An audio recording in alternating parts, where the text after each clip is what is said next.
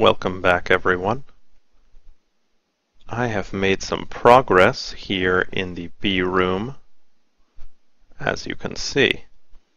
It's not the prettiest room I've ever put together, but functional. And if the aesthetics start to bother me, I'll just redo it. So I introduced you, I think, briefly last time to some of the forestry machines, and I'm sure they'll come into play again. But between this episode and last, I produced a lot of gendustry machines and arranged them here. So let's talk about them and what they do. These two machines extract liquid protein and DNA, put it into this block, which is going to allow me, once I make templates of bee traits, to basically create whatever bee I want from a template. It's pretty awesome because it's allowing me to make bees from essentially nothing, just this DNA, which I get from melting whatever bees I want, and the protein, which I get from melting chicken. This block uses uranium, which I otherwise wasn't using at all, to make something called mutagen, which is going to be sent to the mutatron, which I'm going to demonstrate for you in a little while, but is pretty awesome. We then have these two blocks. These are both bee-containing blocks, if you put bees into them, an apiary and an industrial apiary. So both of these are designed to kill the bees as fast as possible, so I get their offspring. This is important because I end up with a lot of queens and then need the princesses from that queen and the drones. And so having these blocks will allow me to more quickly do that. This one up top is an apiary. This is added by forestry, and it has 3 oblivion frames in it, which will very quickly kill the bee. Actually, for almost every bee, it will happen, I think, in one tick. Not one tick, one bee tick, which I think is like 30 seconds to a minute, which is okay. It's pretty quick. Sometimes they can take hours, which is horrible to wait for. The issue, though, is that only bees that are in the right climate can grow, can live and then die. And this apiary has no way to modify that climate. It's based entirely upon the biome we're in. You can see it's normal, which is actually a good thing to have.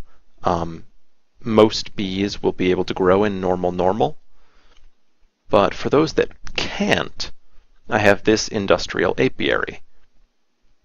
It has 3 lifespan upgrades, 4, which greatly reduces the lifespan of the bees, but not as greatly as this apiary does. I can also add to it, though, other upgrades, and some of these upgrades let me modify the humidity and the heat in the apiary so that I can attune it to any bee I want, which is great. It means I now have a way to, I guess, kill off any bees I need the offspring of. Going down the line, we now have 3 devices that are involved in making the templates I talked about with the replicator. First, the genetic sampler. If I put bees in on the left, I will get traits out on the right. I've put a couple bees in, so if we look at the genes I have gene samples for a number of different traits. Cool. This next one takes those traits and adds them into a template. And this allows me to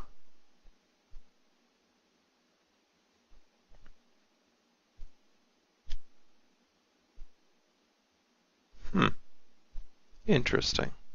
Yes, anyway, allows me to take those traits, combine them all into something better. and then this combine them into a whole genome that I can apply to bees, basically. Then there's this last block, the genetic imprinter, and this allows me to take those templates and apply it to a bee. I can put any bee I like in here, and it will apply those traits to the bee.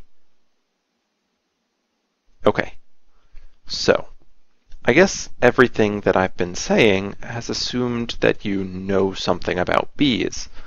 Bees are added by forestry, and you can find them in hives throughout the world. Here I actually know where one is, and if we take a scoop, I have a thaumium scoop, which allows me to, well, basically not have to remake it periodically.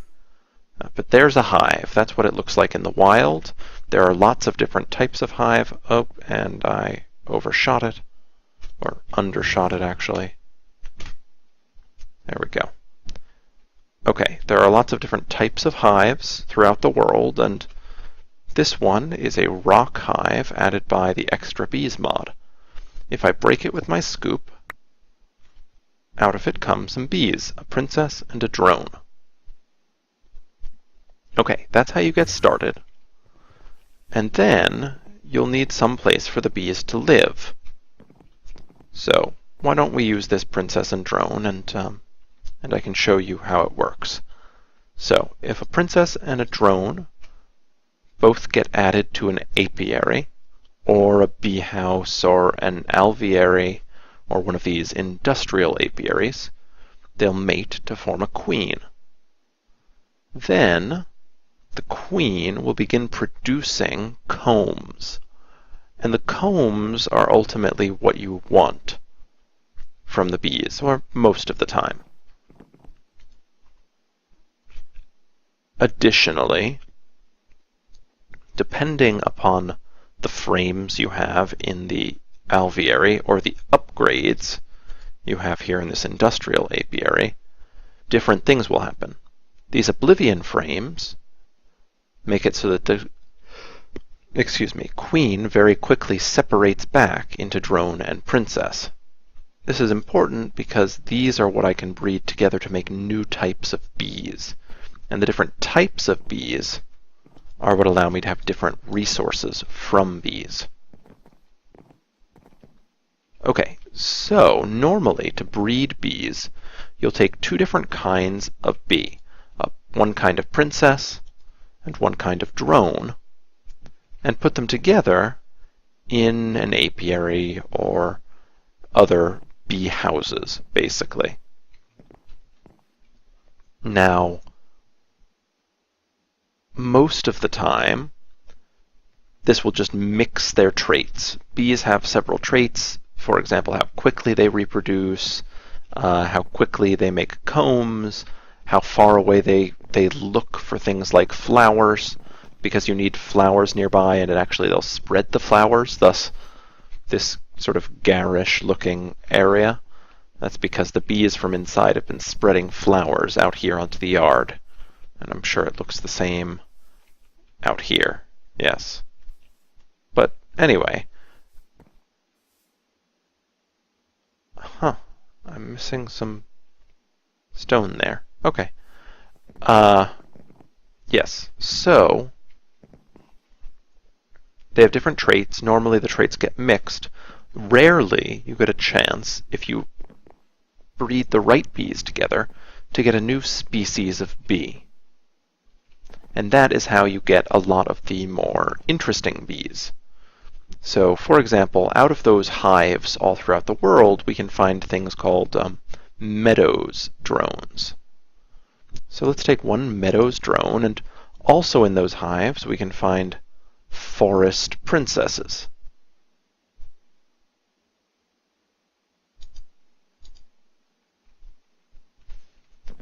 If we are to take a forest princess and a meadows drone and breed them together, and what we might get, very rarely, if we were to put them in a bee house, would be a common queen. Well, we actually would get common drones or a common princess as the offspring. Rarely. We might also get a leporine queen. Anyway, these are the different things we could possibly get.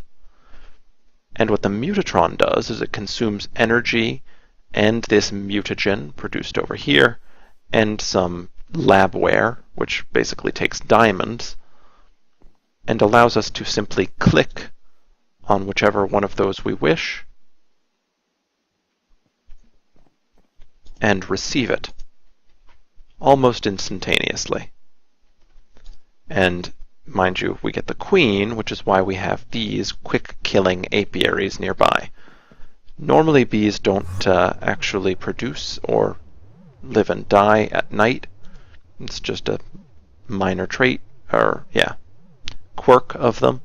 And actually one of the traits we might get on a bee is that it will start ignoring day and night, which you can imagine is quite favorable. Alright, so this bee is in a favorable habitat, and it will now reproduce and spit out the princess and the drone. There we go. So, we can add these back. Now, there are two bees that I am particularly interested in obtaining. I want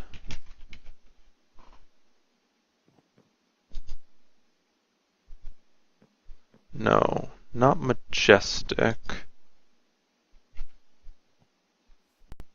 I want imperial bees,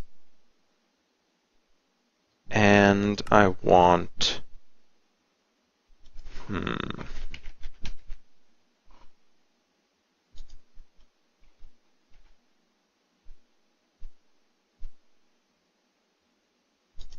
there is another kind I want, but I don't recall its name. Industrious. Yes, so I want industrious and imperial bees. Those produce, between the two of them, pollen and royal jelly, which are necessary for making the rain-stopping device that I basically hinted I would be making. Remember, the entire reason we did all of this and are working on bees at all is because I want to be able to stop the rain. Yeah, it's a lot of effort, but oh well. Okay, so I have been working on producing those bees, and I've gotten partway through the line. So here we have noble, which will eventually become imperial bees. And here we have diligent, which will eventually become industrious. So I've been growing out their lines, and what I now need to do is split the princesses and drones so that I can have those princesses. And I will have to breed them each with cultivated drones.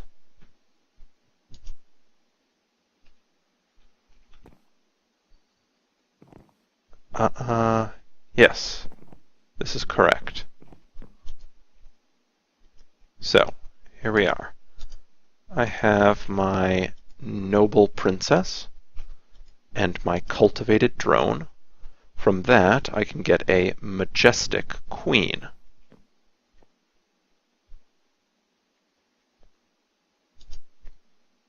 Excellent.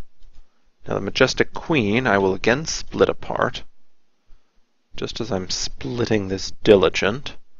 As you can see, the Oblivion frames are much better for this than these lifespan upgrades, which is too bad. We can only have a maximum of 4 lifespan upgrades, while we can have 3 Oblivion frames, each of which I think are incredibly effective. Okay, so now we have a majestic princess. If we add the majestic princess and the noble drone, we can have our imperial queen. Awesome. And her, we can put in here. These two industrial apiaries I set up with different upgrades that will make them basically work all the time and continue to cycle the princess and drone through the apiary. That's what this, automation upgrade does. It means when the queen dies, she'll produce a princess and at least one drone, and she will then be immediately returned and mated with that drone to become a new queen. And so all that gets taken out of here are excess drones and the products, so the honeycombs produced by the bee. The light upgrade, open sky upgrade, and seal upgrade all mean that this will keep working even though it's inside, even if it's nighttime, and even if it's raining. Although, theoretically, I could open up the roof so that it always had access to the sky, like I did here, and I could theoretically, well, I will eventually be stopping the rain anytime it starts, so yes, I don't technically, and I did set this up so it would automatically get brought back into the AE system.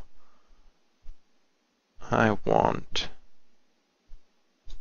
the diligent princess.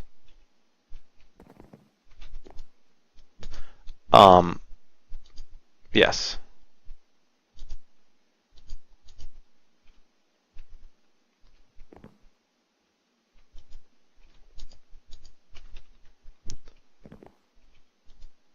Okay, so here is unweary. Put that here, it will split out. And then we need to mate unweary with diligent. And we will get our industrious bee, which will go in this second apiary. And then we'll be in business. We'll just have to wait for them to produce enough of their product. Okay, let's do this final mating. Get our industrious bee. Awesome. Okay. Now we can theoretically let those go about their business, do whatever else we want while they are doing that. Cool. I want to show you one more thing that I've set up here. Forgot to mention earlier. This genetic sampler, I could put a stack of drones in here and it would spit out all the traits of the drone. It randomly selects one for each drone it kills. And I set it up so that it then pulls the gene out and puts it in this chest. This is important because I can reuse the gene samples I don't want anymore. And if they're repeats, remember they're randomly selected, so they will have some repeats. I can actually put them through a furnace and it will clear them again. So that's how I'll reuse them. That's why this chest is back here and this furnace is here. I really didn't see a better place for it in the room. I guess if I did some work, I could maybe put them up here on the back wall. But this required little effort, so it's what ended up happening.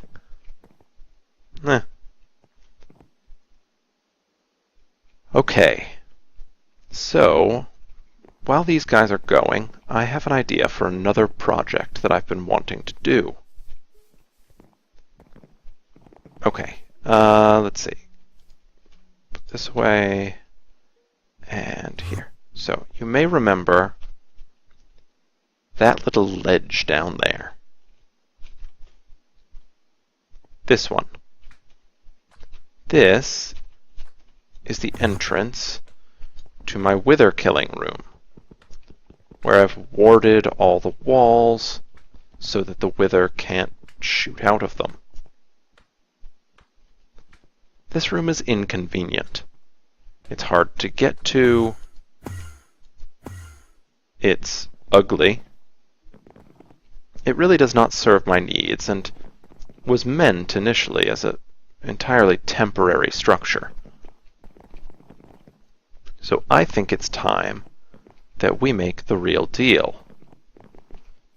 And I think that because this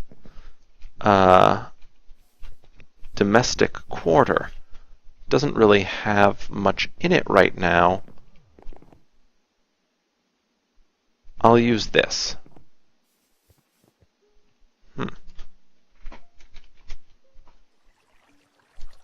I just realized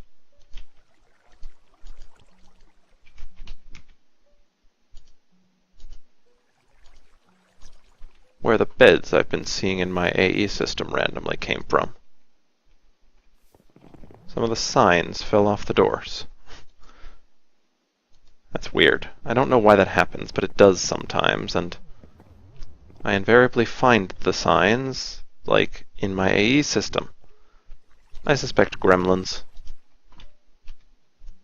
Okay, so I want to build somewhere in this quarter a wither killing room. Now I don't want to do it really near anything important. So I've been debating, and I think I'm going to put a room here.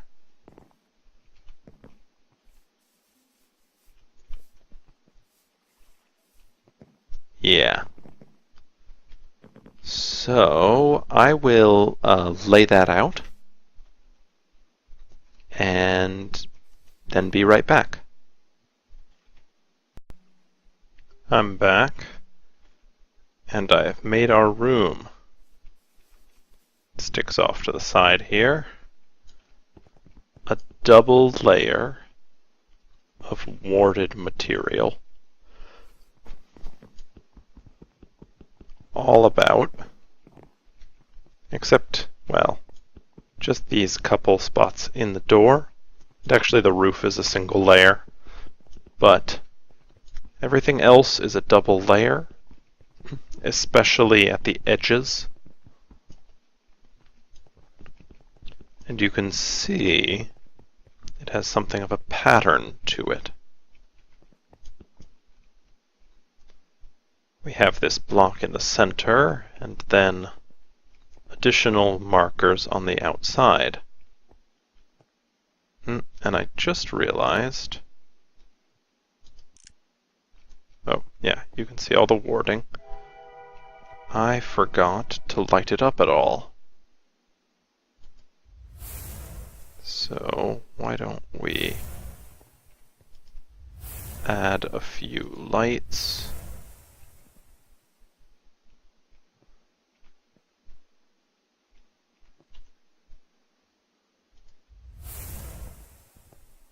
And ensure they don't get destroyed.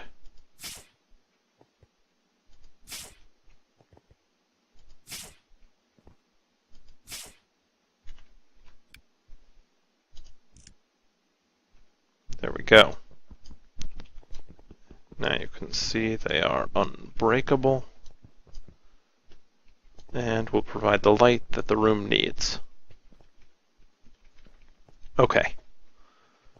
So, first, oh, excuse me. First, let's test the room for its primary purpose. Killing of withers.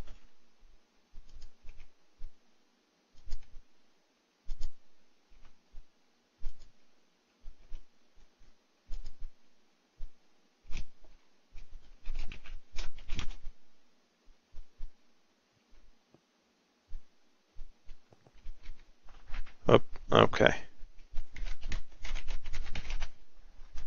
Give me a second. Have to do some admin stuff. Okay, sorry about that. Had to do a bit of admin craft. But now we're ready for this guy. Well, hi there. Let's see how you do against that cage I've made for you. Okay, I don't see anything damaged so far.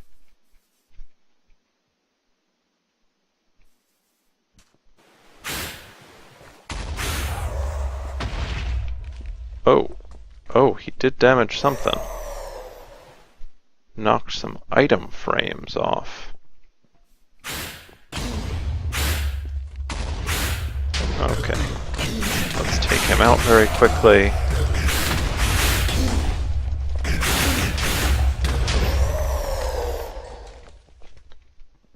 Awesome.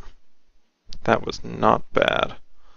Give me one moment again, more admin stuff, and I'll get prepared for the next demonstration. Okay. I hung back up our signs. 3 of them fell down, but I haven't seen any damage other than that. And admittedly, those signs have 0 blast resist, but I'm a little upset even that much happened. I was hoping that he'd be entirely contained inside his chamber. Oh well. Now it's time to show you what these spaces are for. These denote the places where blood magic pedestals are placed in order to summon entities through blood magic. Now, one thing I'd like to try. That didn't work. Okay. So, we can't ward them. That's fine. What we are going to do, however, is use them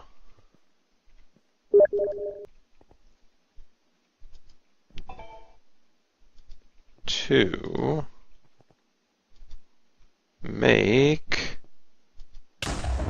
Alright, here's how this works. We put... Oh, you've seen me do this already. When I summoned the elementals. This time we are summoning... Oops. Something different. I'm going to want my bound blade. Oh, of course. And he's summoned, and I seem to be crashing. Love it. Okay.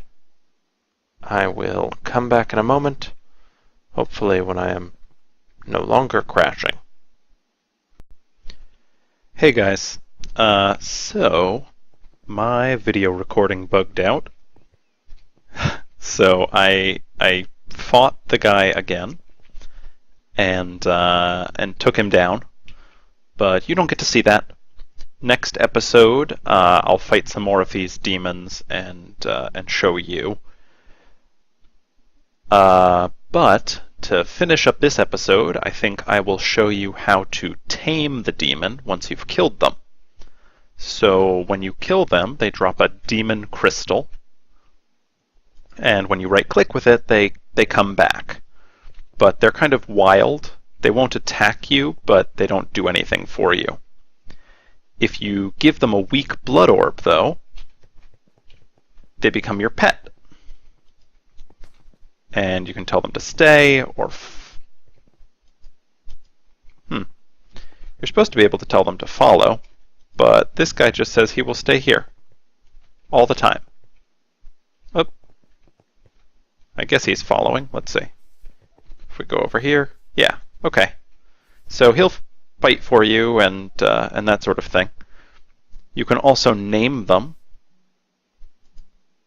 So I've named mine Rover, because when you hit him, he makes dog sounds. And that's actually the way you can put them back into their demon crystal by, well, killing them. There we go. And then the crystal is named what they are. So, yes. Next episode, I will show you, hopefully it won't bug out again, but I'll show you summoning a demon, a different demon, and we'll also tame them. We'll also work a little bit on bees. And,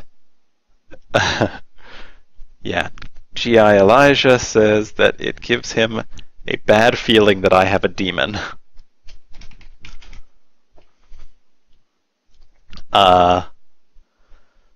But anyway, we'll also continue work on bees.